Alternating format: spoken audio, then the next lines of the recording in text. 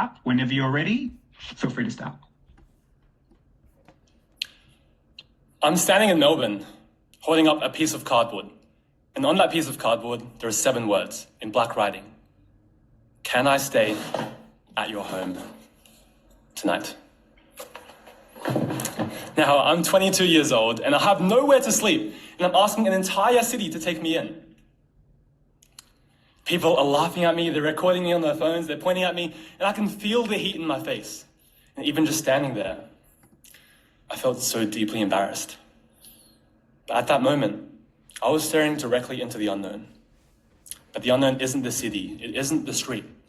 The unknown is who you become when you stop letting fear curate your life. Now, to really understand how I ended up in this position of holding the sign, I have to take you back, way back, to a kid who couldn't have imagined holding it. You see, for most of my childhood, I was the shy, quiet, introverted, self-conscious kid. As you can see, I had a lot of pimples. And I remember I went to school one day with this massive red pimple on my nose. And I could hear my friends in the distance, they would call me Rudolph, the red-nosed reindeer. Now, it's funny now, but it wasn't then. I hated the person I was seeing in the mirror. Making friends felt impossible. And when formal came around, for those of you who don't know formal, it's like your big end of school night. So when formal came around, I had somehow convinced this absolutely beautiful girl to come with me. This is her. I even matched my blue tie to a blue dress. Probably one of the most expensive ties I own to this day. And we partied so hard, we danced together, we sung together, and we got our photos taken together. And I remember thinking to myself, what a good night. A few weeks later, I was scrolling on my Instagram and I'd seen that she'd posted it. And of course, at first, I was just captivated by how beautiful she was. And then I looked over at myself. She had completely removed my pimples and she had whitened my teeth. Now, you must understand what was going through my head at that point. I was thinking to myself, no. Is it really that bad? Is this how people see me? Are my pimples that bad? I missed an entire week of school because of that, just to avoid being seen. So I made a decision.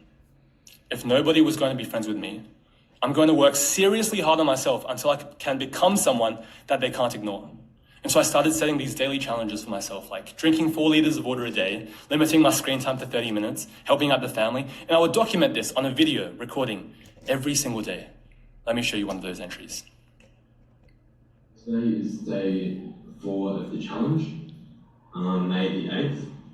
And in addition to what I've said before, I do want to add another challenge for myself, which is mainly for the videos I record, but to be more engaging, to not use the word at all in any of my videos. I know I've said it a lot in my past videos, but it's going to be hard. So, You see, it's a lot harder than it looks. I really tried.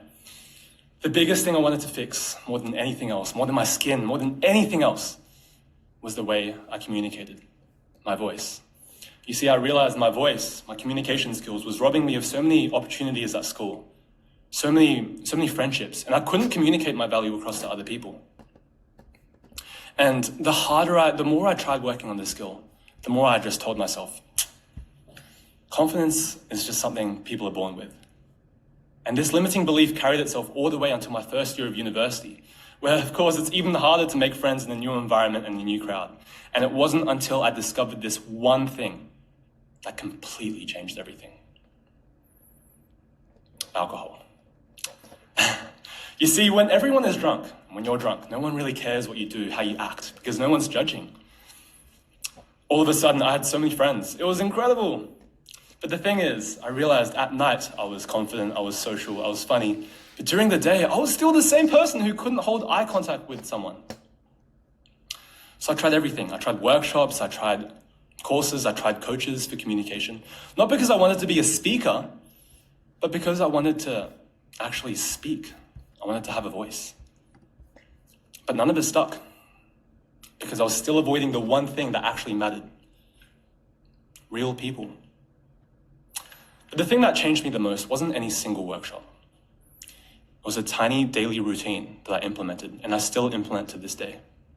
You see, every single morning, before I do anything else, I have to make a choice. Am I still the kid who hates who he sees in the mirror? Or am I someone different? And I make that choice by saying good morning to 10 strangers. Sometimes in the elevator, sometimes at the shops, sometimes even in public restrooms. And your brain is screaming, don't do this, don't do this. And your body just wants to run away. And you do it anyways. Trust me, it's the most uncomfortable 5 minutes of my day. But every time I do it, I become a slightly different person. So back to Melbourne, Friday night, cardboard sign. I've been standing there for about 2 minutes, and a guy walks over to me. He looks at me, he looks at the sign, he looks back at me again, and he says to me, are you being for real? And I say to him, can you help me out? He says yes. He says yes. It turns out he's a musician, and so am I.